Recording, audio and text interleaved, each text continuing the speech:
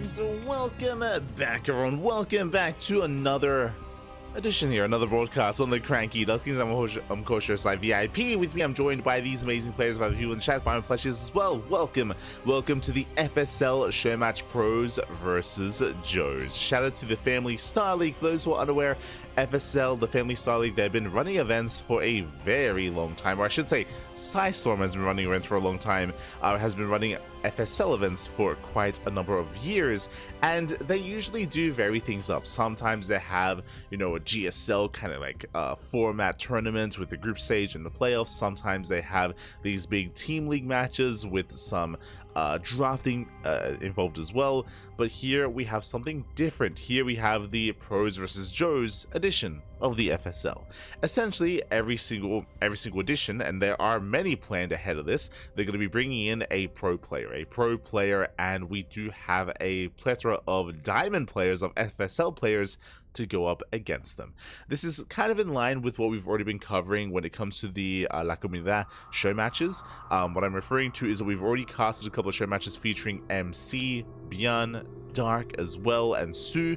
Basically, they bring in these big pro names, and then they have the Latin American community come up against them. We have 2v1s, 3v1s, that sort of thing. The votes are available on YouTube. Homeowner is another one that comes to mind as well, where they did feature the Koreans up against, you know, the Latin American community, if you will. Here, it's something similar, except it's FSL. So we have the FSL boys. Basically, there is a team of more amateur players that do rise up here to the challenge to bring Serral down. Oh boy. Personally, I feel like we probably should have built up to Serral. I feel like I feel like Serral, you know, he's the best Zerg player in the world.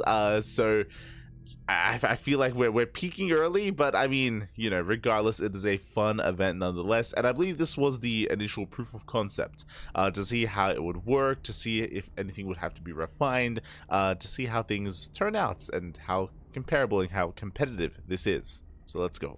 I'm ready. I'm excited. As we switch the scenes over and catch up on the upcoming matches here, we have Serral up against a different duo of FSL players. First, we have Serral versus Greempire and RevenantRage. We have Nuke, Warbunnies, RevenantRage and Nuke, and Warbunnies and Greempire at the end. So it looks like we have, you know, a setup team of 4 different players, and we are going to be mixing and matching them in between each other to go up against Serral in this 1v2 best of 1 format. Now these are going to be best of 1s, bear that in mind. These aren't full best of 3s or best of 5s, so just best of 1s here. So we have 5 matches in total, 2v1, all ganging up on Serral. Let's go, Pappy. Let us go. Game 1 is going to be on Breakwater, and we'll see how this turns out. I don't really know what I'm about to stumble into. Again, we have casted some of these formats, show matches in the past. We'll see how Serral can compete and can compare. Likewise, as a reminder, this is a replay broadcast. Again, these matches were held quite some time ago. I mean, like a week ago. 2 weeks ago, but we'll also be going over the interview. They did have an interview at the end, so we'll be trying to go over that as well. For now, though, we're jumping into game number 1. Let's go. Game 1 is going to be on Breakwater between Serral, Greempire, and RevenantRage. Oh boy. And we are back. For now, I believe this is going to be our best bet, and spawning in the right-hand corner of Breakwater, we have our duo. We have our American Zerg player representing the FSL, Team FSL, if you will. We have Greempire alongside his teammate, alongside the Red Protoss, RevenantRage. And spawning in the bottom left-hand corner, we have his opponents. We have the Finnish Zerg player, the Blue Zerg, representing Basilisk. It is Serral. Intros should be a little bit broken when it comes to their text, when it comes to what they say, but all in all, we are jumping into our 1v2. Someone asking, what kind of mod is this? I'm actually not entirely certain. I'll be honest, I'm not entirely certain as to the mod exactly, but it has allowed for the 1v2 format, where we have Serral up against our 2 players here. Usually, the way that we actually did this for the Latin American community show matches was that you'd have Serral load in with a partner, and then they'd instantly believe, at the start of the game. And Serral, he would start with 2 bases. He'd start with 2, or I should say the pro player would start with 2 bases and 2 base saturation up against the duo. Here, this is straight up 1v2, where Serral, he begins alone. He begins alone on his own. There is no partner. There is no extra base. He's up against basically a 2 base setup. So this is a little bit more, I would say, like hardcore. There's a little bit more intense of a way to approach the 1v2 format, whereas in the community, the Latin American events, they would at least give them an extra base. Here, the pro player starts off with 1.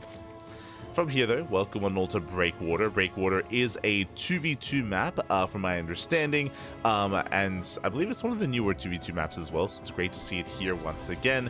And when it comes to the UI, it's a little bit less than ideal, but at least we have our production tab split, and we have more or less, we can handle it. It's okay, it's okay. We'll be fine. We'll be fine. We could probably clean this up a little bit, not gonna lie, but it'll do. It'll do. When it comes to openers so far, Hatch Gas Pool looks like a standard opener out of our Zerg player. Likewise, 2-gate opener out of our Protoss. Interesting 2-gate opener into a Twilight Council.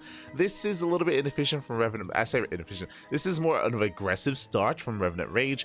With this, we can open up with double Adept Harass, but we're making a Zealot first. Okay, this is very, very, I think I want to say safe play here by our Protoss, but this tells me that they're falling behind in certain aspects. We're going 1 base, 2-gate opener, Zealot into a Twilight Council, and Robo as well into a delayed expansion. There's still no expansion either, so again, as a reminder, our players here are Diamond, varying levels of Amateur is maybe a better way of putting it, some being a higher Diamond than others, so we'll see how our players do work together. More importantly, that's going to be a big factor coming into this 2v1 format, is being able to have that kind of team cohesion coming up against Serral of all players. Serral, meanwhile, Hatch Gas Pool, getting a faster 3rd base as well. Being quite greedy here, droning Lings are just now going to be on the way. We are chipping away at the expansion here across the map, and so far, Serral, he's just calming things down.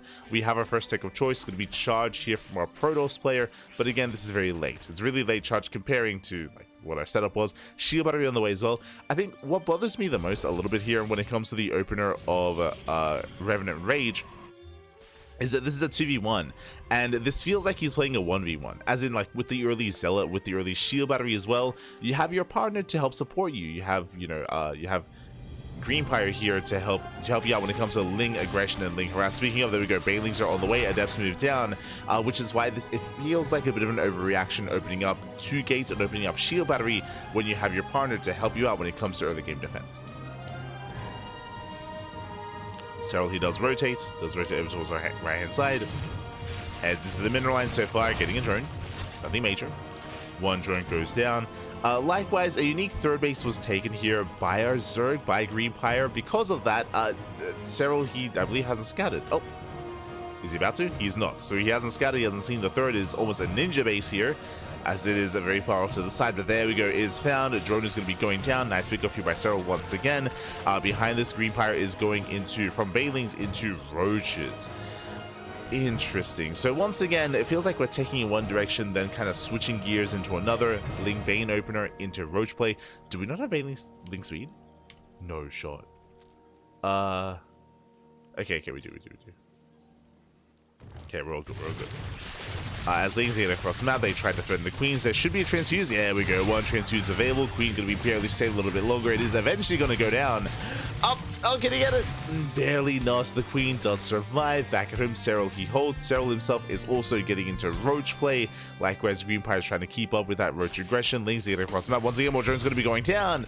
And this ninja base, this base off on its own, it's now hurting Greempire more than anything. It's just more difficult to actually rotate towards to defend.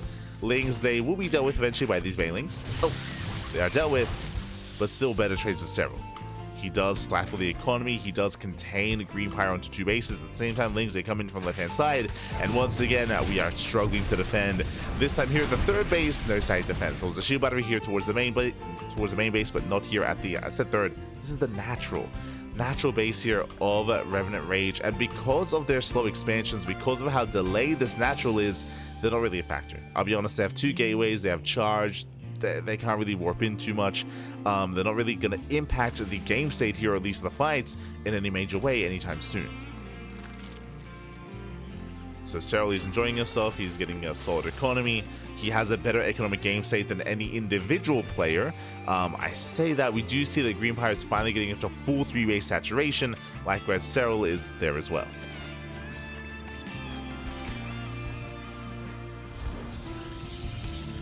Serral is already there.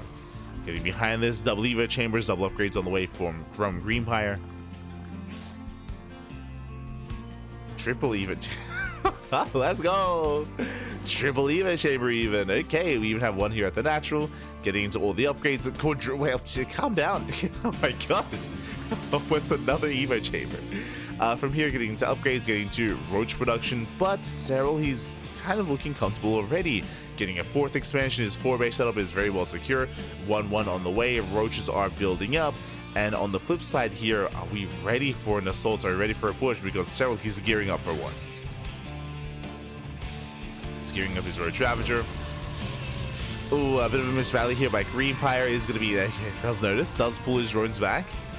You have Zealot Immortal here from RevenantRage, but again, the Immortal count is very low. It's a very low economy, just now getting up to 2 bases. It does feel like our Protoss player here, unfortunately, is unable to really support too much here when it comes to the upcoming fight. It's mainly going to be about our Zerg player, about our Roach army that we are still trying to build up. Oh, taking into Hydras. Taking up a little bit too quickly here. Taking up a bit too quickly. Roaches are necessary to survive, otherwise Serral's just going to roll over these 2 players. Okay, we have a split push, we have Roaches on the right hand side, distracting the main army, and here comes Serral towards the center. Towards the base, and alas, the entire army is distracted. We have RevenantRage trying to hold his own, but again, it's only one Immortal. Yeah, it's going to be surrounded. It's going to be surrounded, going to be completely shut down. Immortal's going to fall, Zealots as well.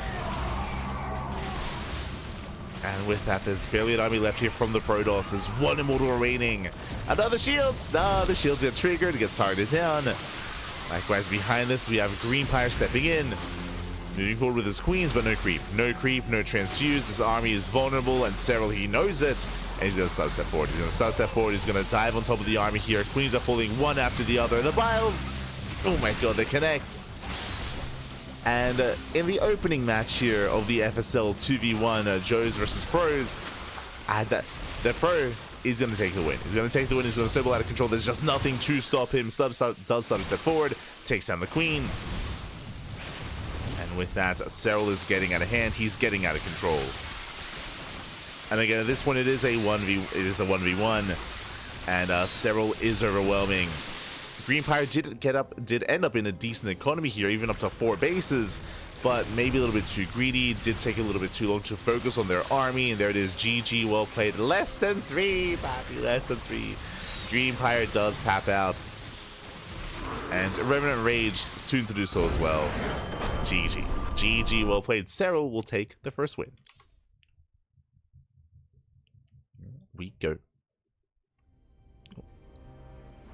Are setting up, and Serral does claim the first win here, but again, we have a plethora of duos waiting for him. Up next is going to be Nuke and Warbunnies. They're going to be a separate FSL duo that are going to be stepping into the ring, and then we're going to be mixing it up. Then we're going to be switching partners and kind of filtering out some players and seeing what combination works best here. What combination does work best. Again, when it comes to the previous duo, I would be curious to ask, you know, what their experiences are when it comes to 2v2s. It didn't feel like they were working too well together, or it felt like, yeah, as I was mentioning at the time, especially when it comes to Revenant's opener, it did feel like very 1v1. Like, it felt like he was a little bit more concerned with keeping himself alive, more concerned with taking care of himself, less so having too much reliance on his teammate to help with that, to allow himself to be a little bit more greedy when it comes to his opener, when it comes to his build. So overly safe did set him behind, and because of that, he had a really hard time getting into that mid game alongside his teammate. But now we're getting into our next game. We're going to be loading into Rascallion, and again, up next we do have Serral against a duo of Nuke and Warbunnies. Let's go. Let us go. Someone asking in the chat, What rank are our Joes? Were our Joes? For the most part, like around diamonds. From my understanding, they're like within the leagues of like Diamond 3 and Diamond 1, but we might have some Platinum players as well. Regardless, we have our amateur lineups here, and I believe mostly Diamond, mostly varying levels of Diamond. Stepping in. And spawning in the top left-hand corner of Rascallion, we have our duo. We have our Protoss and Terran. For the FSL, we have Warbunnies as well as Nuke. And spawning in the bottom right-hand corner, we have their opponents. We have the pro himself. We have the Finnish Zerg player representing Basilisk. It is Serral.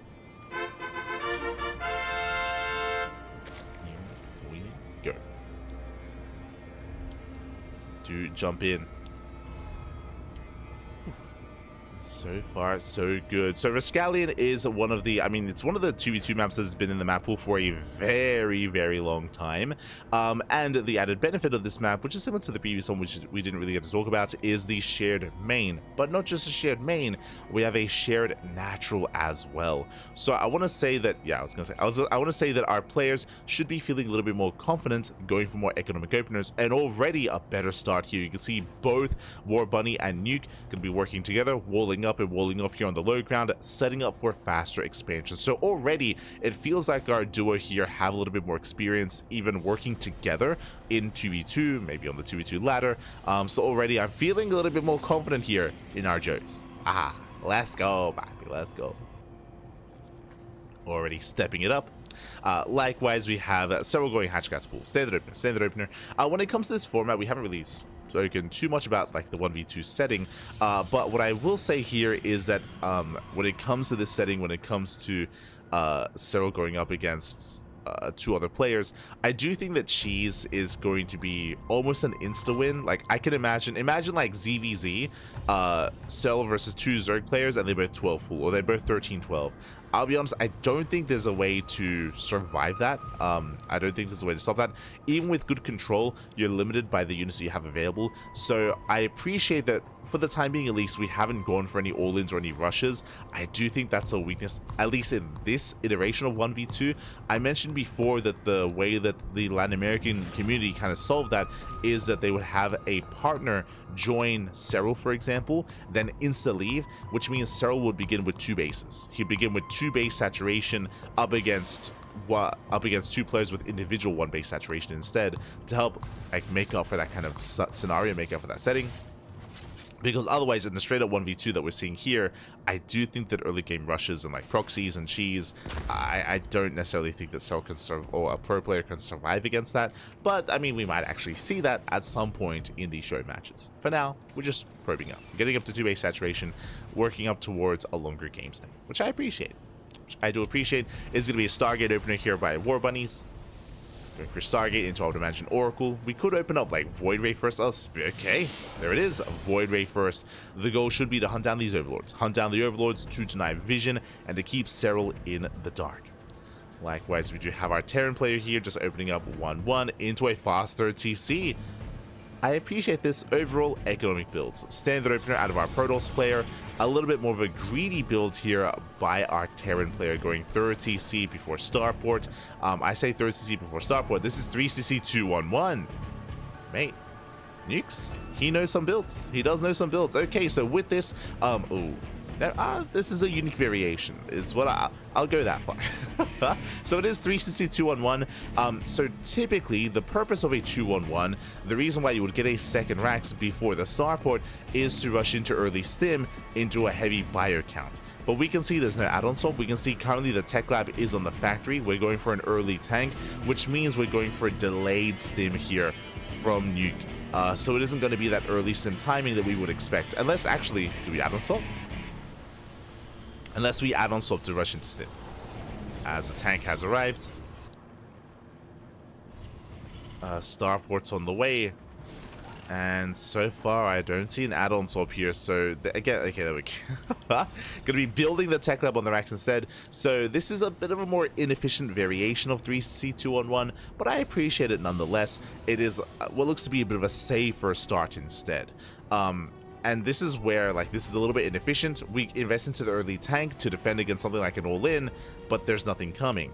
But they have to rely on this because there's no scouting information. You can see here that despite going for the Void Ray into the Oracle is staying back at home. We didn't really get much vision across the map. I believe we had a... actually, it doesn't seem like we actually had much of a Reaper opener, or it did, but the Reaper did go down. So because that, we're playing overly safe because we're lacking information. So it makes sense why they would play like this, but at the same time, it would also be nice if we were able to get some harassing damage across the map. We have +1 air attack? Huh. Okay. +1 air attack is on the way here from Warbunnies. We're making additional oracles, and that's double Stargate. My apologies. Okay, I missed that. Double Stargate here from Warbunnies. It looks like we want to try to rush into Skytoss, or maybe even just mass Oracle. It was double Void Ray into Oracle. This is getting interesting. Okay, show us what you got. Whether we go mass Oracle, mass Void Ray, or into a Fleet Beacon, we'll see where Warbunny takes us. More Void Rays are on the way. Okay, so it looks like a, mass Void Ray. Mass Void Ray here from Warbunnies. Meanwhile, you can see that they're both setting up defensively. And once again, I appreciate that we're working together here. We have cannons, shield batteries, tank lines. Like, they are in unison, kind of expanding and moving out together here. I do think that this is still overly safe. But they're playing overly safe because they are lacking scouting, so they don't really know how greedy they can be and what they can get away with. 4th TC on the way, double upgrades. We have the Spire here from Serral. Interesting. Checking out Serral's in the main. He sees everything. like on the flip side, when it comes to our duo lacking information, Serral, he knows all. He sees more Void Rays being built. He is about to confirm both Stargates, and he gets eyes on the bio commitment from the Terran. So he knows it's going to be bio tank from the Terran player. He knows about the mass Void Ray from the Protoss. And there's a Fleet Beacon. So Serral, he knows all. With that information, what's he going for? Mass Muta. Now, Mutas head-to-head are going to struggle against this kind of army, but harassing, they're going to be ideal. Now, my concern for Serral here, and what Serral is hoping for, he's hoping for he can move out unscouted, which will happen. Mutas have not been scouted, so he can bust in, he can get some SCV damage, and ideally he forces this army back home. If we end up in a base trade, if the Mutas counterattack and the Void Rays push in, I feel like this base may just go down. So this is a risky maneuver here from Serral. He is taking a chance, he is making a risk, and we'll see if it pays off. As more Void Rays are amassing. Mutas, they do dive into the bases. Yep, Mineral Line is completely exposed, and the SCVs are going to be going down. SCVs will be falling one after the other. Void Rays are forced to recall. There it is. And that's what Serral wanted. He's forced them to stay defensively. SCVs are falling one after the other. Oh my god, a lot of dead SCVs. Diving on the Void Ray. Void Ray goes down as well. Oof.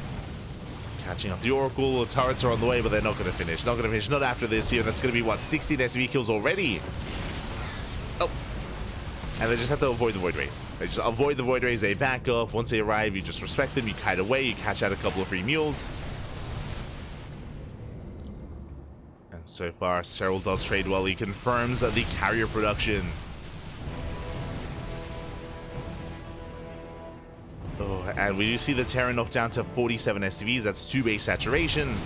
Likewise, Protoss also under fire as well. Also stuck on 2 base saturation. Minimal workers. More probes going to be going.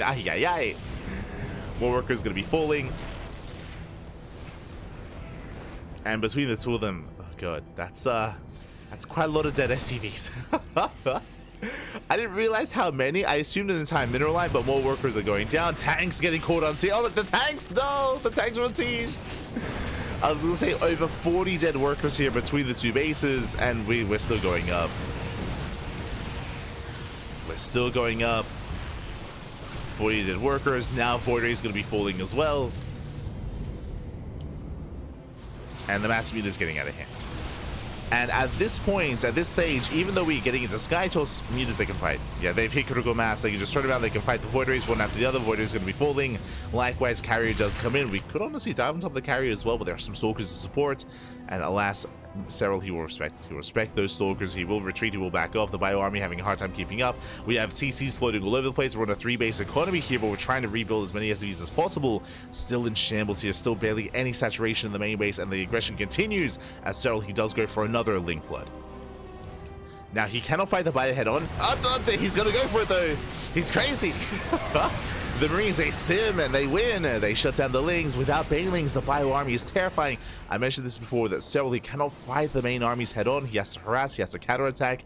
He was able to catch out the Void Rays, but this Bio army with Mass Marine is something to be respected, and Serral, he has to avoid it. And he will. He avoids the SCV, sorry, he avoids the Marines, goes for the SCVs instead. And now we have Banelings morphing in. Now he's getting ready for the Bio. Massing up Ling Bane. Muta's still wreaking havoc in the main bases as well. And Nuke is getting pulled apart. Nuke just cannot keep up with this. He's relying here on his teammate to defend, but remember, I believe these are Blink-less Stalkers.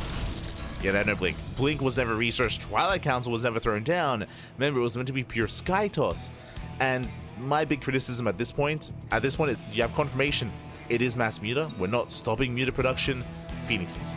Phoenixes, instead of committing into Void Ray into Carrier, this is where I have to place the blame a little bit here on our Protoss player for not respecting the Mutas enough, because this happens. The Carriers are expensive, they go down one after the other. If you don't go Phoenixes, at least Blink Stalkers, but again, very immobile, and the Stalkers, they just cannot keep up, not in this defense. Meanwhile, I appreciate the Nuke. He has faith in his boy. He's like, yo, you need help back there? He's like, no, I got this. I'm good. I'll be fine. He's like, okay, let's go. He does stand his ground. Tanks on siege. Yeah, tanks going down one after the other. Massive pickoffs. Bailing's rolling in. And the Bio army, it's going to go down. There's no escaping this. Does kite back, but the Ling Bane does trap him, and the Bio army crumbles. And with that, Serral deals with one army. Now he can deal with the other. Now it's just a vanilla Stalkers. Remember, there's no Blink. He cannot escape. Phoenixes, now they begin. We got there in the end. We got there in the end, but we got there a little bit too late. Too little too late here. Now we've realized, oh, we're committing into mass Muta. This is a problem. We cannot deal with this. We have to make the Phoenixes, but the damage has already been done. We got there in the end. Did get there in the end. And I'm sure next time they're up against mass Muta, they'd be more willing to embrace that tech switch. As tanks are falling one after the other. Serral diving on the main army once again, dealing with one army at a time. Resetting that carrier count. Carriers against this many Mutas, they cannot hold their own. GG gets called. And Serral will take down Warbunnies and Nuke. GG. GG. Whew. Oh my god. GG, well played.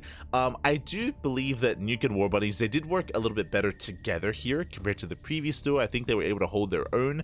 I appreciate the initial openers and the initial builds that they went for. But I would say my biggest criticism for our duo here is just lack of scouting. Like, honestly, if they had seen the Spire sooner, I mean, if they had just seen it, period, because they didn't scout across the map, then I'm sure they would have had better responses. I'm sure turrets would have been thrown down, cannons as well, annual pulse crystals into earlier Phoenix production. In general, the response would have been there for our duo. Unfortunately, they didn't get across the map. They didn't see what was happening. Despite opening Oracle, remember, it was double Void Ray into double Oracle, but the Oracles were kept at home. The Oracles were not used to harass, and that's one of the big values here of the Oracle, is not just its harassing damage, but the scouting information you gain from those Oracles. So unfortunately, the Oracles, they stayed at home, so zero scouting from the Protoss. Likewise, you can get away with that at times in 2v2 if maybe we were to scan at one point to try to figure out what was going on. Unfortunately, no scans either, and Serral, he got by undetected, unseen, and he just snowballed out of control. Did snowball out of control. And again, when it came to our responses, we got there in the end when it comes to Phoenixes, but again, a little bit too late after the damage had been done. After things had gone out of hand. Regardless, GG, well played. I do appreciate the duo nonetheless, and again, I appreciate the opener as well. And now we're going to be mixing it up a little bit here. Earlier, we had RevenantRage with Greempire. Now he's going to be teaming up with Warbunnies. I did mention before that we are kind of mixing and matching our pairings here, our Joes, if you will, up against Serral to find that sweet spot. And yeah, it is going to be Warbunnies alongside RevenantRage this time. Double Protoss. Double Protoss. Okay. Here we go. So we are jumping into Emerald City.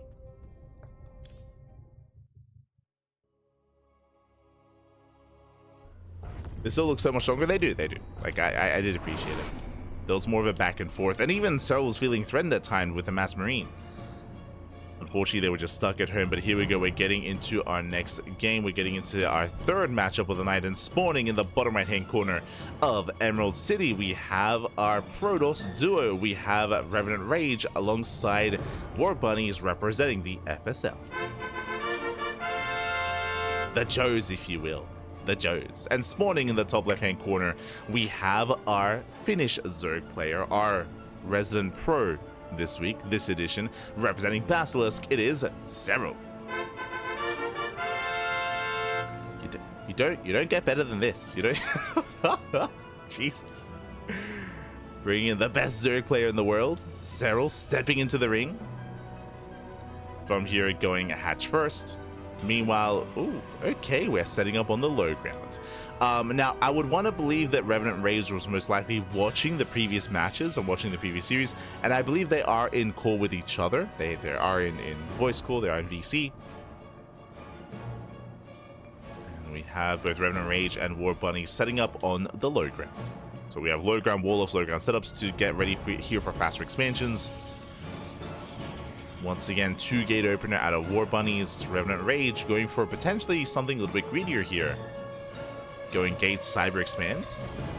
Okay, yeah, my attention. But once again, here in Emerald City, we have a shared main base and we have a shared natural as well. And yeah, okay, we got here in a different way. So 2-gate opener from Warbunnies. This is gate cybercore into a second gateway. This is a little bit more of an inefficient start here by RevenantRage. I would have appreciated a faster nexus, but regardless, we have overall safe openers here from our two players. They're prioritizing walling before expanding. And in a way, this is good in 2v2 ladder, just because I would imagine in 2v2s, all-ins are pretty common. Yeah, 100%. So this does feel like a 2v2 opener. The problem though is that this isn't a 2v2, and because it's only 1v2, I would expect if Serral were to cheese, if he were to go for a 12 pool or a 13-12, it would not work. It would work against one player, but you're up against double the worker count, double the production, double the army. I don't see in this format of Joe versus Pro, I don't see early proxies and early cheese really working too well for the pro player, just because it's a numbers game at a certain point where you have so little to work with against so much, right? The power of an all-in is you're able to catch your opponent when they're being a little bit too greedy, when they're caught unawares. But in a 1v2 setting, you have someone else to help assist you as well. So I don't think it's necessary to be overly safe here against Serral in this kind of show match setting. At least that's my initial thoughts regarding 1v2. It's possible that we might end up in a game where Serral does 12 pool and somehow he's able to overcome 2 mineral lines worth of workers, but especially in a shared base setting, like, no shot. I don't know if I believe that, Bobby. I don't know if I believe that. We'll see though, we'll see.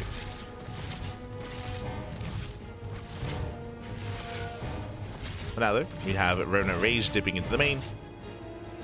Getting some scouting, does confirm the economic build here of Serral, going for a third.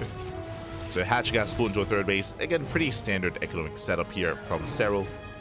And across the map, we're just now expanding. I say expanding, Warbunnies going up to 4 gates. Okay, our first big sign of aggression early on. This looks like a 1 base all-in.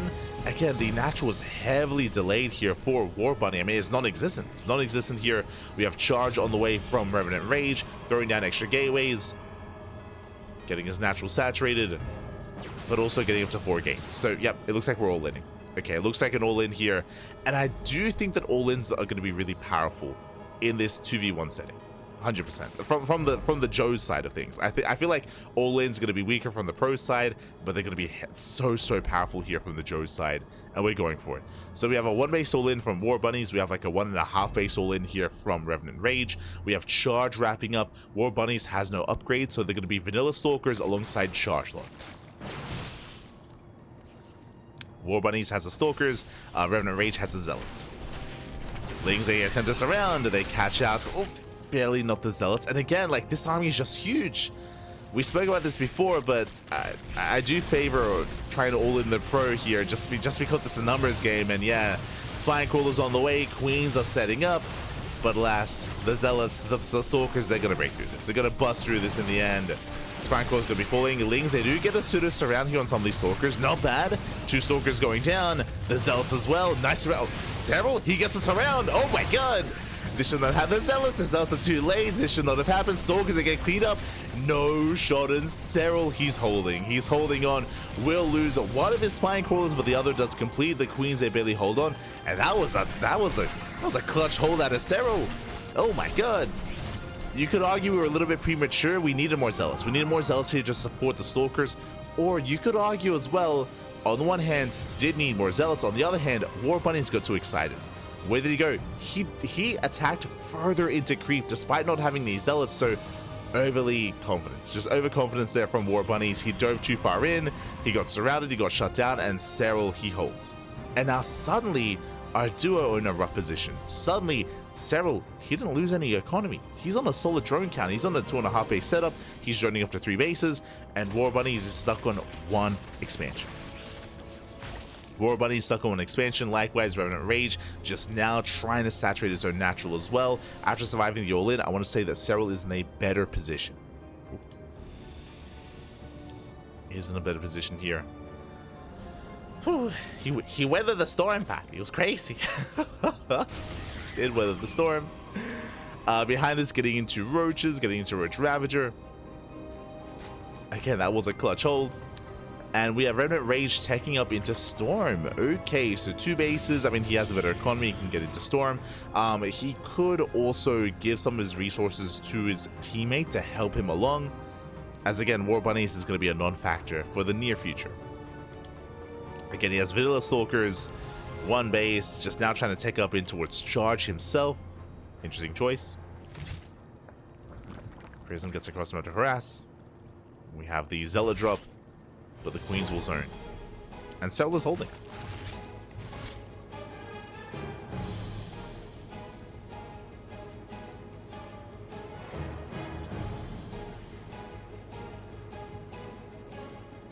Here we go. RevenantRage is going to be forced back. We have more gates on the way. Jesus. We have a gateway explosion on the way alongside Double Forge. So this is where we're triple. Wait, what? Am I looking at the right? Jesus. Okay, there we go. Does cancel them in the end. But Double Forge, we got the Bay on the way, we got a little bit of everything. This is where this is becoming very inefficient here from RevenantRage. I think early on it was fine, but he is taking and throwing down a lot of production because of all the forges and all the tech. This tells us that most likely he's setting up towards a longer game. This is not an all-in, but he cannot afford all of this on 2 bases. He needs a 3rd. He needs to expand, and we have an army to do so. Yes, there are Lings parked outside, but with this many Archons, Stalkers, and Zealots, our duo, they can expand. They can totally break out and expand. They need their 3rd bases, as Serral's getting a 4th. This is also where I would say, what's the word I'm looking for? But you can be maybe a little bit too scared. I think fear is maybe a factor as well. I mean, you're up against Serral, right? Serral, he is the best Zerg player in the world. Like, he's crazy. So I understand being very hesitant to go for certain moves, to expand, to move out.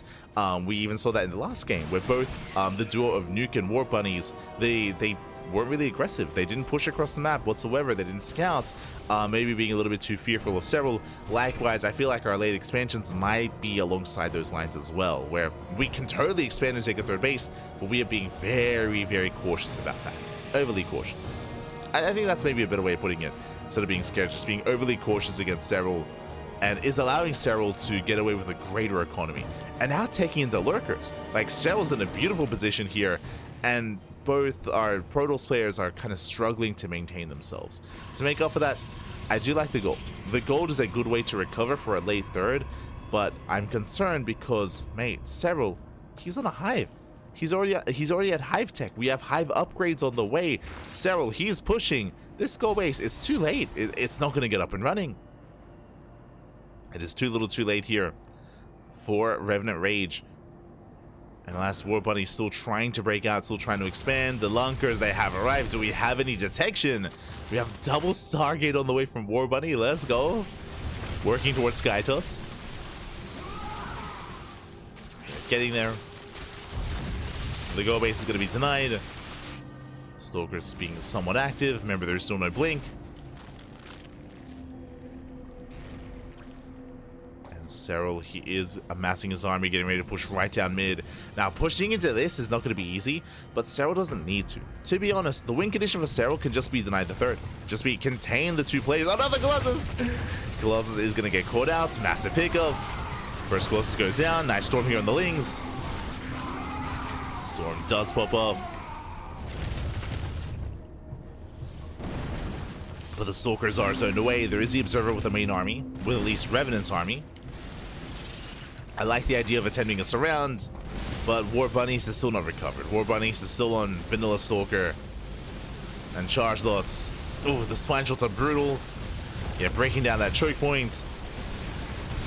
Army's trying to move in, but pushing into a concave lurker is not going to work out well. We come with a surround. No. But the Protoss army melts, and Serral, he does it. He breaks through, snowballs out of control. As he can just force himself up the ramp. GG gets called. And both Warbunnies and Revenants, they are gonna tap out. They're gonna tap out, and Serral, he will claim his third win. GG. Whew.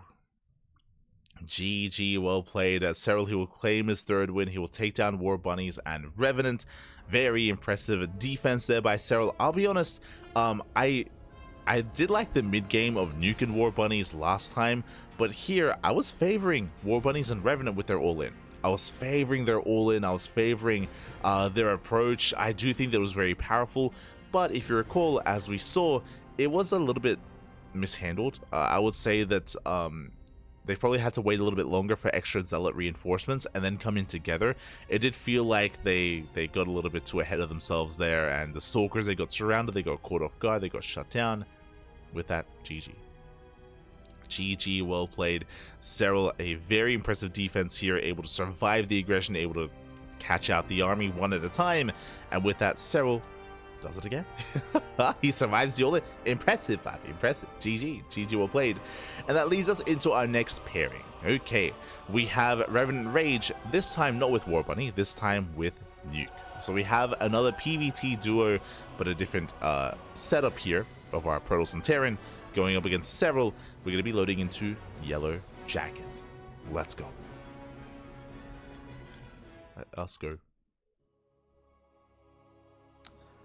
And I'm curious if we attempt another all-in or if we take a different approach here.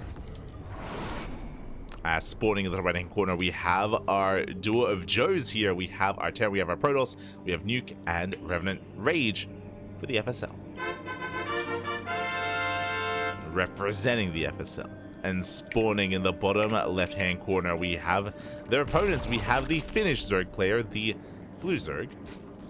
Representing Basilisk, it is Serral. Here we go.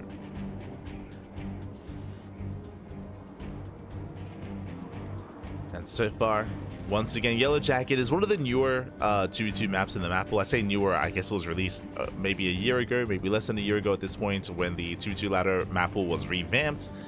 Great to see, of course. And this, once again, has a shared main base, has somewhat of a shared natural. There are multiple entrances towards the natural here, so that is going to be a factor coming into this. It could become an issue. Meanwhile, CC first. Okay. See, this is what I want to see, all right? This is what I want to see. Just cut corners. What are the chances that Serral is going to cheese in a 1v2 setting? It's very low. It's a safe opener. Hatch pool. It's going to be a hatch pool opener out of Serral, so a very safe play here from our Zerg player. But just be wild. CC first here from our Terran. We do see RevenantRage going for, once again, a gate expand, it looks to be. Or gate cyber expand. So standard opener by Protoss, but our Terran here is cutting corners, which I appreciate. I do appreciate that here in this setting. I feel like you have some freedom to cut a lot of corners and be wild here, given the opportunity to go up against Serral. And I feel like that's what you need to do here if you want to bring him down. cut corners, be hyper greedy, be assertive, be confident, baby, be confident. Here we go. As oh, this is the same build. No, my apologies. Oh my, this is not the same build. I was gonna say it was a gate in the cybercore into second gateway, but now we have a third, and now we have a fourth gateway as well. So, geez, we're rushing into early Twilight Council, into potentially early charge again. Really interesting setup. We have our Terran being very greedy. We have our Protoss being hyper aggressive. We'll see how they are able to come into this hand in hand. The Overlord is coming in for a scout. It confirms no expansion on location. Doesn't go further than that.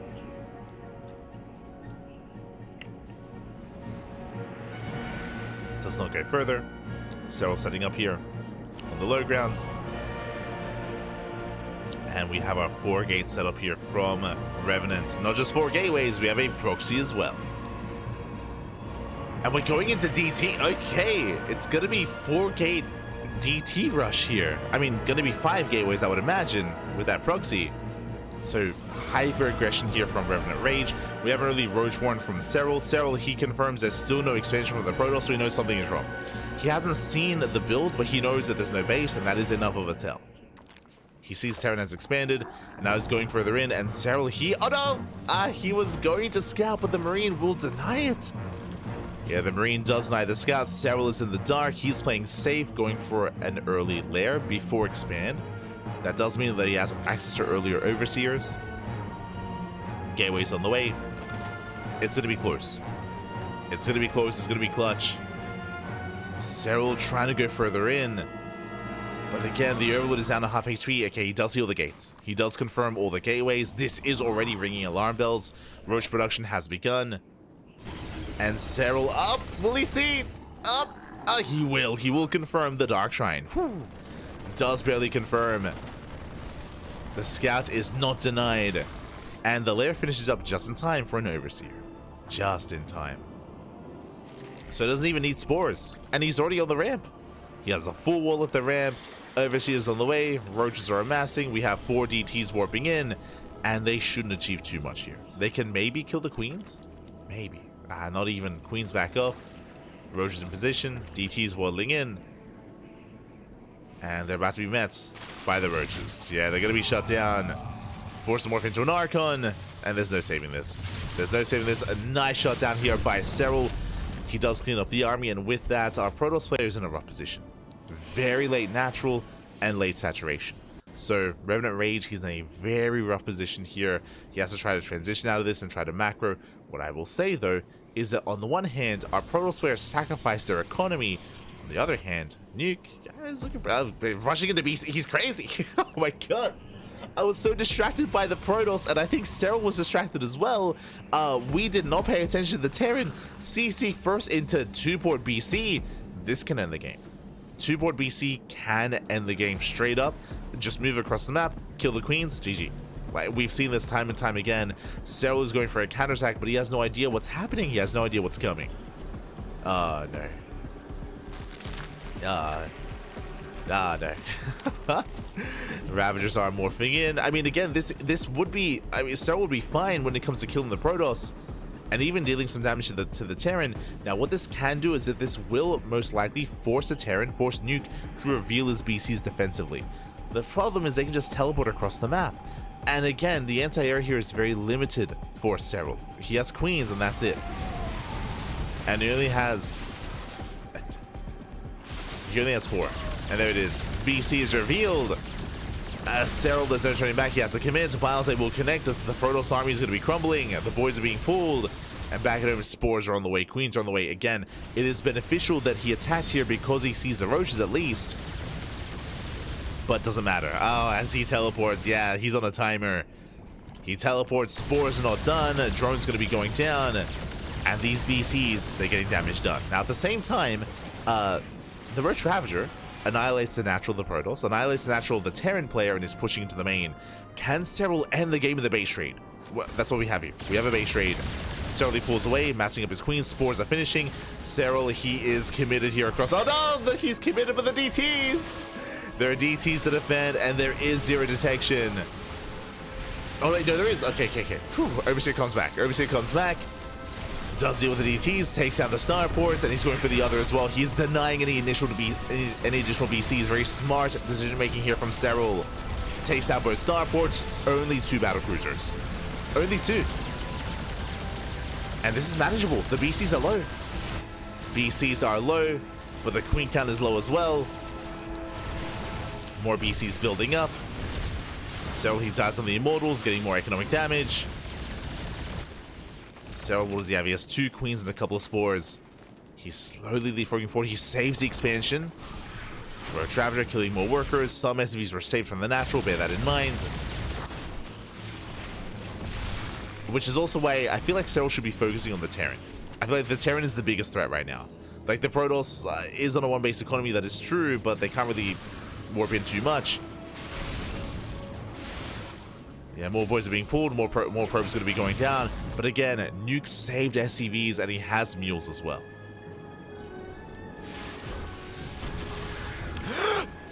Oh my god, he snipes one! No shot. He gets a BC. No, oh my god. Doesn't get the other? That should not have happened. Very nice moves here out of Serral. Snipes the BC with the Biles. Takes out more SCVs. Catches more probes. Biles connect. As dust settles, RevenantRage is stuck on 10 workers. Sorry, 12. 12 probes left here for RevenantRage. Meanwhile, Nuke is likewise on a 1.5 base economy. He's got 1 base saturation at the natural, and if he does bring the boys back, he will have 2 bases. So he will have a 2 base saturation with a 3rd TC finishing up as well. So the Terran is still a threat. I would say the Protoss is a non-factor for the near future until they recover. And Serral, he's building back up. Spire is on the way to help deal with this. We have double starport being rebuilt, so it looks like Nuke wants to commit into mass BC. Now, the plus side for Serral is that if we're going back into mass BC, it's going to take a while because we have to build the starports and the tech labs. And BCs take a while to build up as well. So I do think that this is going to give Serral a lot of time. My concern right now is that Serral, he hasn't seen this. He doesn't know what the Terran is going back into. It's going to be BC with a double armory for those ship weapon upgrades, I would imagine. SCVs did race back. Yep, full 2 base saturation. 3rd base now on location. Like, again, like Nuke, the Terran is becoming a problem. Meanwhile, Serral setting up for some Roach counterattacks. We have Burrow on the way, tunneling claws. Spire is done, but Serral, he needs to know what he has to make. What I mean by that, he needs to come in to harass and also to scout this to let himself know to make corruptors. Right now, he's going into Muta. Mutas are not ideal against BCs. Against a low amount of BCs is going to be okay, but ideally you do want those corruptors instead.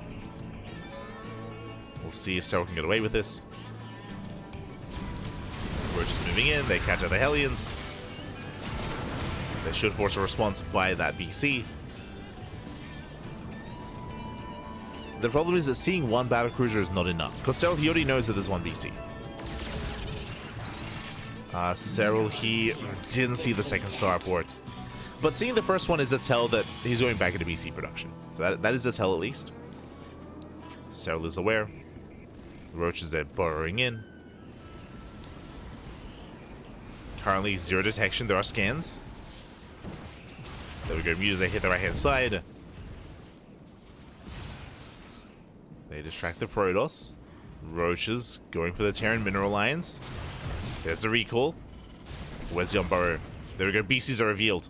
Very important moment here for Serral. Roaches, they on Burrow. SCVs are going to be going down. Yamato's going up. Oof. Mutas do struggle, but instantly, once the BCs are seen, Corruptors. Corruptors are on the way. Corruptor production has begun.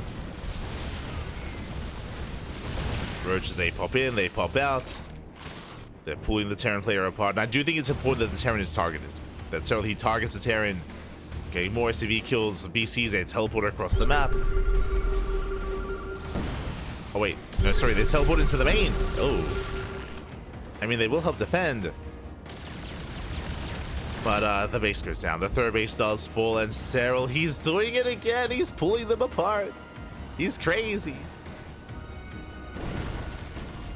On Burrs, gets into the middle line, and I say SCV's going for the CC. Yeah, going for the orbital. He's going to get it. He will kill the natural. And now the Terran is also a non-factor. Now there's no economy. Now they're all in. Nuke and Revenant, they're all in. There's a lot of BCs. Jeez, that's how many? That's 5. 5 BCs here for Nuke. This counterattack, this still has potential to end the game. We need Corruptors. We need more and more Corruptors here to deal with this. There's a couple of boys being pulled as well to repair, and you can see, yep, they're working in unison. We're coming to the all-in. We have Mass BC, we have Archon Immortal. Not the biggest army here from our Terran and Protoss duo, but a threatening army nonetheless. Serral trying to engage ahead of time. Archon's coming in. He gets 1 BC so far. He gets 1. He gets 2. Gets 2. He's going to get all 3. So he should be able to claim all 4 just barely. What about the ground army, though? The Roaches are kiting back, and GG gets called. He cleans up the army. Nuke, he taps out. And Revenant, there's not enough here. There's not enough here to keep going. There's nothing at home to defend. GG, well played. And Serral, he takes it. He survives. And Serral, he will take down the duo of Nuke and Revenant. GG. Whew. GG, well played. A spicy one, Papi. This was great. I appreciate the unique builds. Again, like the looming threat of 2-port BC, which was unscouted, which was dealing damage. He was able to deal economic damage, able to reset the queen count initially. Like, a lot of chaos was being caused, and there was definitely a lot of potential for our duo. Serral, he did claw his way into that, though. He did claw his way back in. I loved the tri-prong harassment, the Roaches and the Mutas hitting 3 places at once, and in doing so, scouted the BCs to let Serral know to make Corruptors. To let him know he was able to make the Corruptors in the end, able to build up and able to make it through. GG. GG, well played. It's intense, Pappy, intense. Oh my god.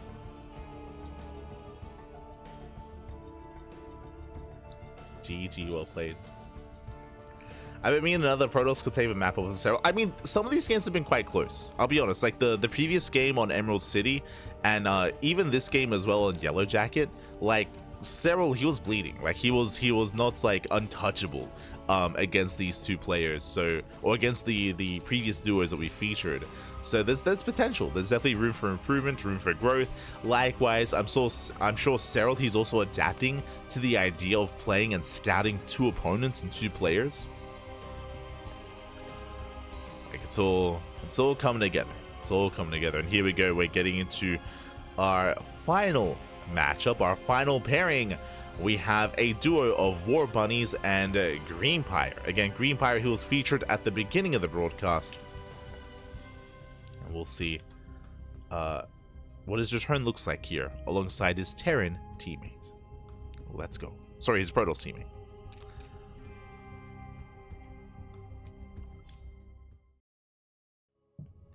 As we are jumping into Crimson Research Lab. And spawning in the bottom right-hand corner, we have our FSL duo. We have our American Protoss, American Zerg player, both red. We have Warbunnies and Greempire, our Joes. And spawning in the top left-hand corner, we have their opponent. We have the Finnish Zerg player. We have the blue Zerg representing Basilisk, our pro for the event. It is Serral.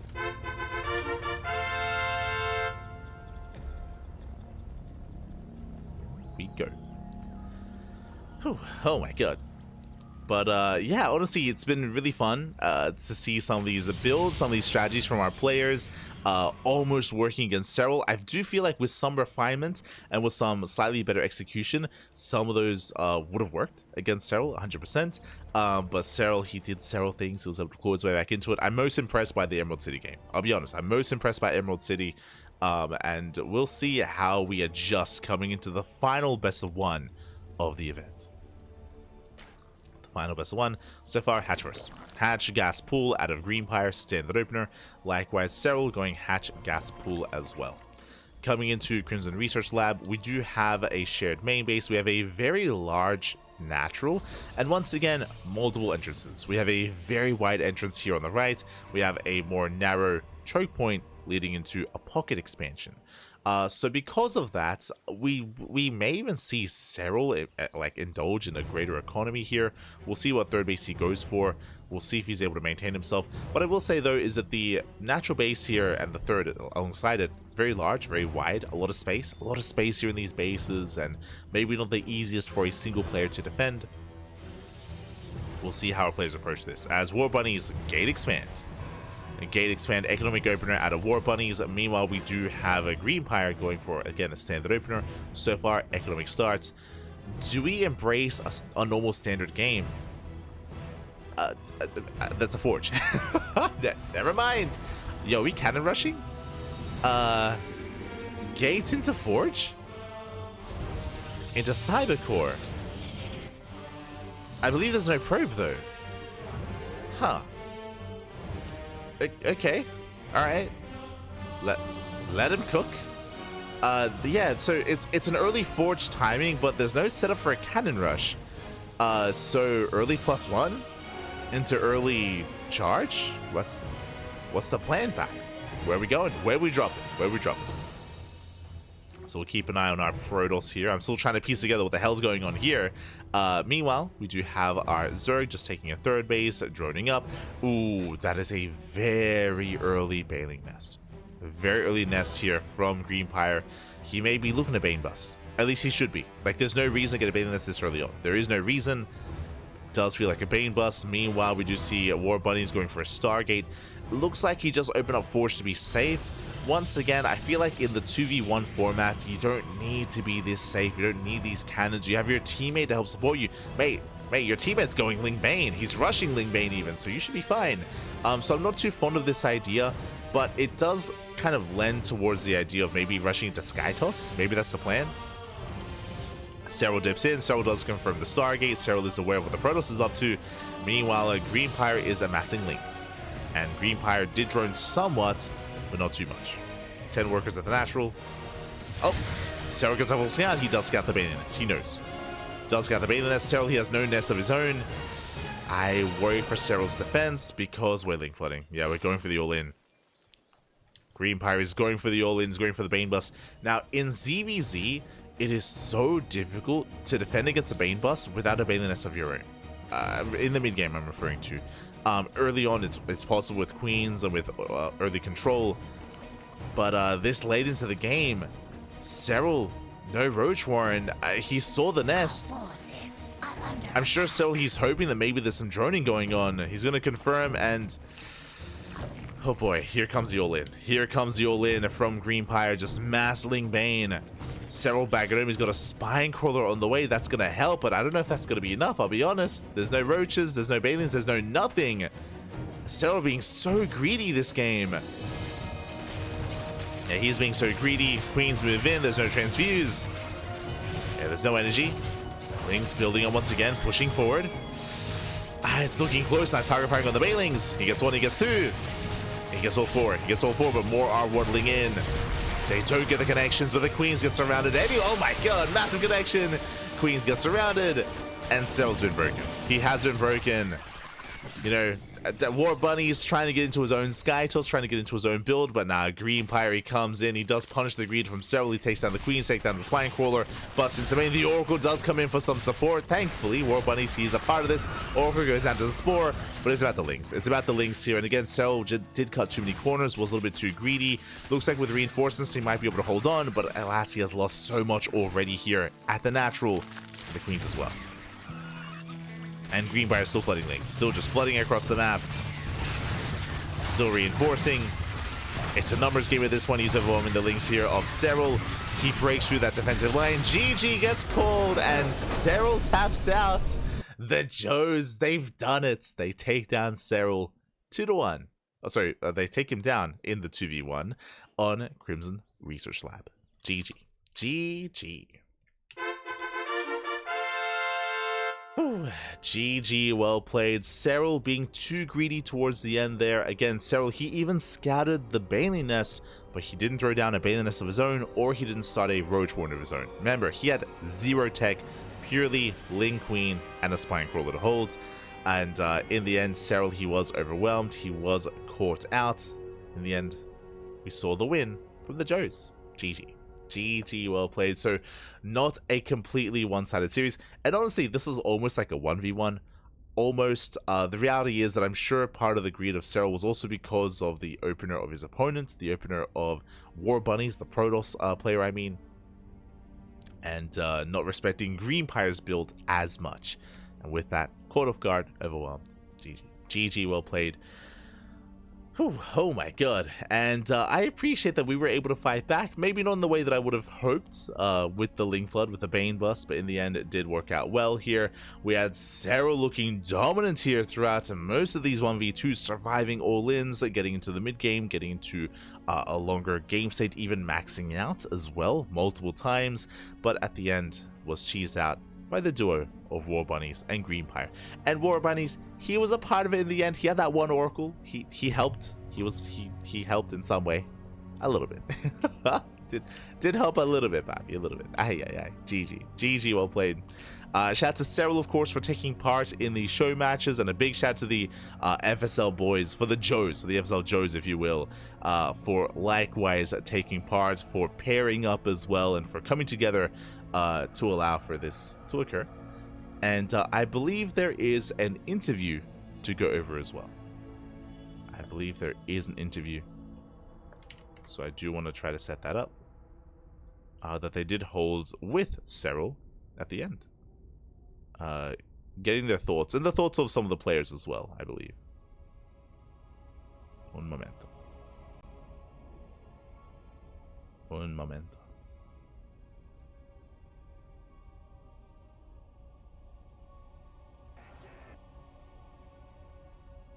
Hold on, let me just try to set that up.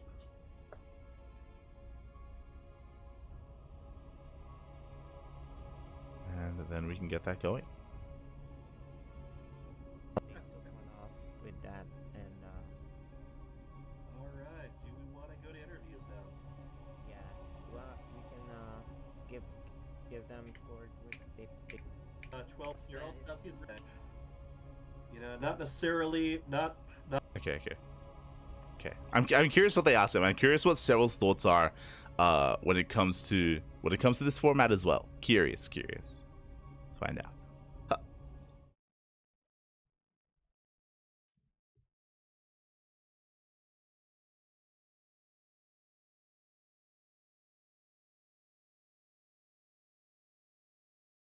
did almost do it with all those queens. That was awesome. Oh.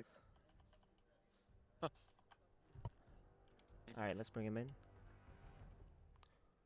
All right, Serral did suffer a GG at the very end, but that was 4-1. Congratulations to Warbunnies Greempire for getting one on the check mark on the list, but especially Serral, welcome. How you doing there? Doing good, thank you. Was some fun games there. Didn't manage to take the last one, but that's how it goes sometimes. Sometimes it does. We were mentioning Greempire and Warbunnies, definitely more experienced duo. The other stuff we set against you. How was that? Were there any points before then that you felt like you were in danger? Well, one of the games where I got like, it was like a Stalker plus Zealot all in. Yeah, Emerald I City. think it was pretty close. But and actually the BC game as well was pretty close. I didn't really expect the BCs and didn't really have a solution for them too fast. But yeah, a couple of them I think were pretty close. But I did play relatively greedy. I felt like most matches. I didn't really get punished too hard, so it was somewhat comfortable. One thing that was brought up is you've recently been participating in Uthermal's 2v2 series. So have you gotten pretty familiar with the 2v2 maps now? Yeah, I play like 60 games, so that's enough to get used to the maps at least. And a lot of these maps have been in the pool for like 10 years already now. So True. I mean, I've played some before as well, but yeah, I know the maps for sure. All right. Hey, Serral, this is KJ. Good to see you again. Thanks for doing this for us. For Storm FSL. Appreciate No worries. you playing. And maybe one question from each of the the players, and then we can move Each on. of our Joes. So Yeah, let's just one start question. with Greempire. Do you have a question to ask our special guest? Yeah. How did it feel to come and waste an evening with us, playing against all the Joes? Well, I mean, it was fun. It's never wasted if it's fun. So it's a nice experience. I never actually did these one-on-twos. At least I can't remember doing. So it's something different. And the games were interesting and enjoyable. So it felt fine. Great question. Excellent. Thank you so much for doing this. All right. Who's next? Warbunnies. I just want to thank you so much for doing this, Serral. This was the thrill. For us low player, you play pros all the time. For us low players, it's a real treat to see because you watch, you play, and it's a difference between watching and then actually experience how unbelievably quick and the game knowledge you have is pretty great. I just wanted to thank you for letting me play against you. So I don't really have a question. Just thank you. Save the replay. Thank you too as well. Yes. All right, Nuke. Do you have an actual question? Sure. Yeah. Yeah. It was really fun to play against you. The first big StarCraft like tournament I followed was the BlizzCon where you beat Stats, and that was like an insane series. So I really liked watching that, and I just started following the pro scene ever since that. And yeah, I guess, how do you think you could do 3v1 pretty comfortably around, or would you have to take lower players, or like, you know, or could you do 2v1 masters maybe, you know, stuff like that? What's like the thresholds for that? Well, I do think 2v1 is already pretty hard. I think even if you guys played a little bit differently, it would have been probably a bit harder on some of the matches. But yeah, 3v1 does at least seem pretty impossible to me. Just because when the supplies go higher, it's well, 600 supply versus 200 supply. There's not much. There's not much you can do. But obviously, technically, I guess there's ways to finish games faster as well. But I do think 3 players is a bit much for anyone. And yeah, even this is it's on the very edge. I think I have to cut a lot of corners to win games, and then I'm open and vulnerable to stuff for sure. Yeah. Cool. Thank you. All right. And last, RevenantRage. Oh, Bunnies had something to say. My son wants us to go to Finland in the winter. Do you have any recommendations about a time of month? He wants to go March or February. Well, it might be already pretty gray then. It's not the best winter time anymore. Snow's starting. Well, this to would be for melt next away. year. Yeah, it's hard to say. I mean, I do think like December is the best if you want to experience the Christmas time for sure, or January as well. Is it super dark? I mean, the temperature-wise is about the same as it is here. It's normally warmer in Helsinki than it is here, but is it dark there? It is fairly dark, yeah. I mean, yeah, it's at worst it gets dark around like 4, well like even 3 p.m. actually at the worst times, and oh, that's not that bad. I was thinking it might be like we only get to see a couple hours if we go too close to the solstice. Yeah, it depends where you're used to, I guess, what you're used to. But yeah, it's not bad if you have similar weather conditions where you are at, then it's pretty similar most likely. But for sure, like I do think the December, January, somewhere there would be the best time. But even after that, it can be fine. But at the same time, there's already a little bit of a risk that it's just all gray. Oh, okay. Nice. Thank you. And if All right. StarCraft doesn't work out, Serral can double as Warbunnies travel agent. I know. All right. And Let's get RevenantRage. RevenantRage in there, though. So yeah, like I was talking to Jerkit about earlier, I just wanted to see if I could get a shout out for my stepdad, Kyle Serral. Like I told you before, he's a really big fan of yours. Yeah, absolutely. You said his name was Kyle? Yep. Shout out to Kyle, and keep working on that Zerk. it's gonna improve eventually. Nice. But Alright. yeah, other than that, thanks for the games. Yep. No worries. Loving all the father-son Yeah. combos as far as the questions go here. Yeah. And one last question from me to Serral. Right? So, Serral, one last question for you. Will you go with me to go get max packs and just go to a home story cup? Well, I don't know if I have enough power for that, but we can try. We can try. Yeah, we'll get him out. Yeah. All right. Alrighty, so That'll once do it. again, thank you to Serral. Thank you to all of our FSL players, and thank you to everyone who's watching us. We are planning to do more of these. All right. As well as, like I said, some other events where we're going to be having pros and Joes teaming up in a little 2v2 bracket. Great. All right. Thanks, Serral. Thanks, everyone. See you guys. GG, well played. So shout out to the team, shout out to the FSL boys and KJ and Hyper Turtle for actually having and holding the interview. As we link to a big shout as well in the chat. Thank you so much to G1ster or Ginster. Thank you so much. Thank you so much for the Twitch Prime. We do appreciate it. It was interesting to hear Serral's thoughts. As we were kind of mentioning, I guess he thought so as well. The games on Emerald City and the games on Yellow Jacket were really close. They were really intense.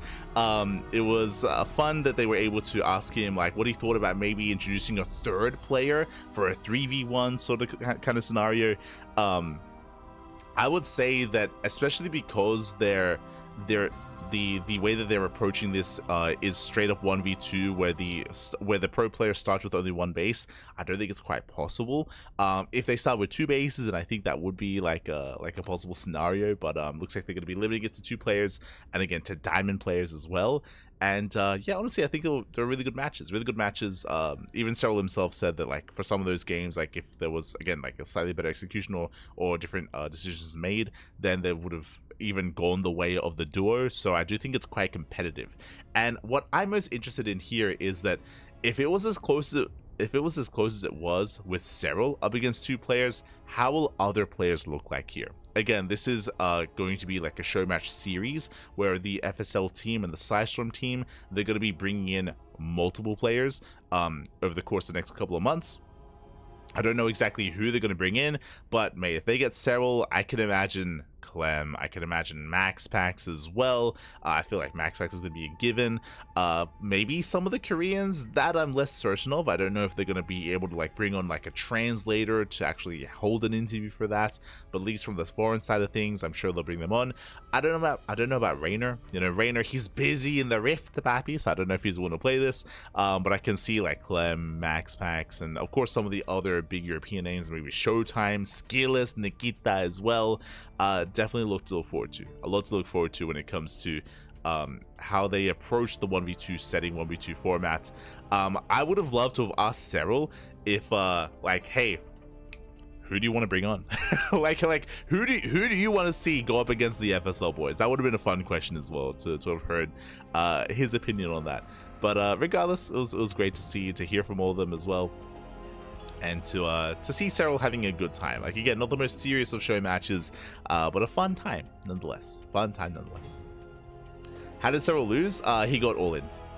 He got Ling flooded. By Greempire. I say it was a Ling Bane all in. It was a Ling Bane all in of like a 1.5 base economy. So it did tie to an all in. And Serral himself was saying that he was just a little bit too greedy. He was just a little bit too greedy in that game. Wasn't necessarily respecting the potential all-in from his opponent, and in the end was overwhelmed. But with that, GG, well played. Hope you'll enjoy yourselves. Again, this was a more kind of like fun and chill setting, just a bunch of best of ones, bunch of 1v2s, and expect more of this in the future. I think Hyper Turtle, he was just mentioning how we are looking to maybe get some like proper like 2v2s. I believe the 2v2 format that they're looking at is that they would have a pro player on either side with a diamond player alongside them. So imagine like, Serral paired with like Nuke or Warbunnies, and then you have, another pro player like a Max Pax with like a Revenant or a Nuke or whatsoever, and then you just like, you rotate, you switch them out, you mix them back and forth.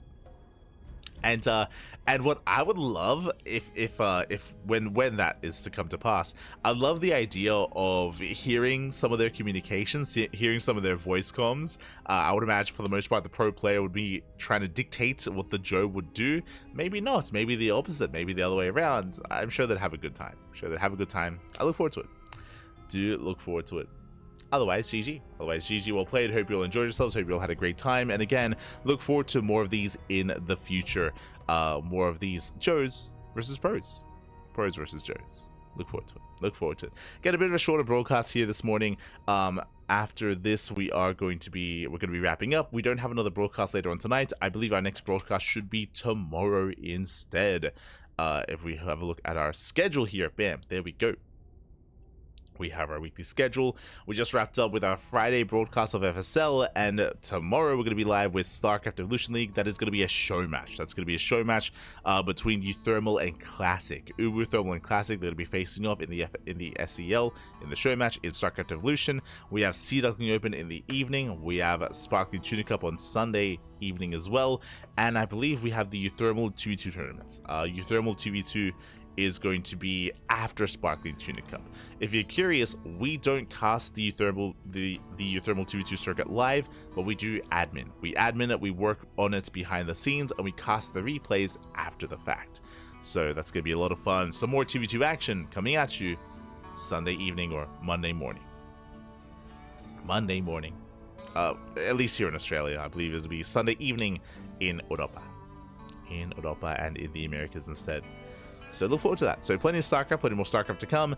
But we are done for this morning. And again, a bit of a shorter broadcast. More than happy to have a lighter show here this week. A little bit of a leaner schedule for us, which we are thankful for. I am thankful for. And you know what that means? That means it's time to ladder. It is time to play some StarCraft. I do plan on hopping on over to my personal channel, to my personal stream, to play some ladder games. I have been laddering for the past 2 days, and we've been slowly regaining our skills, slowly getting back on that horse. Again, because our schedule has been so intense for the past couple of months, I just haven't had the luxury of playing StarCraft since properly since October of last year, around October, September. So I'm very out of practice, and I miss it. I miss laddering, I miss playing. I do enjoy it. It's just we've been playing so much, and for those that are curious, typically we cast twice a day every single day, and I don't ladder on those days because it's very draining, and I don't want that to negatively impact the cast. But on some of these days where we only have one cast a day, we can ladder, we can stream, we can jump in back, so that is the plan. Otherwise, thank you so much for watching. Thanks so much for tuning in. Check out our social medias here to support us, to know when we go live. !socials in the chat. We do post on Twitter, Facebook, Instagram. We have a Discord. We have a TikTok. We have a Mastodon, Blue Sky, all things CranKy Ducklings. You can check us out on YouTube as well. We are live on YouTube as we speak. And our VODs are available on YouTube immediately as well. So if you cannot watch this live, if you want to tune in, check out the VODs. VODs are available. Otherwise, gonna head off. Buenos dias. Adios. Buenos dias. Yeah, it's fine. Buenos dias, baby. Buenos dias. It's midday here. But otherwise, with that, we're wrapping up. Our next broadcast again is tomorrow with the StarCraft Evolution League at 11 AM KST. And we'll see you next time. Also, you can support us on Patreon if you wish. Exclamation mark Patreon in the chat. You'll get a link to our Patreon page where you can help fund and help support our tournaments. Otherwise, we will see you guys tomorrow for the StarCraft Evolution League. I'm gonna go live on my personal channel. We're gonna ladder for a couple of hours. We're gonna smurge, incredibly so, and we'll have some fun. See you then. See you there, papi. See you there. Otherwise, thanks for watching. See you guys next time. Ciao, papi. Ciao. See you next time.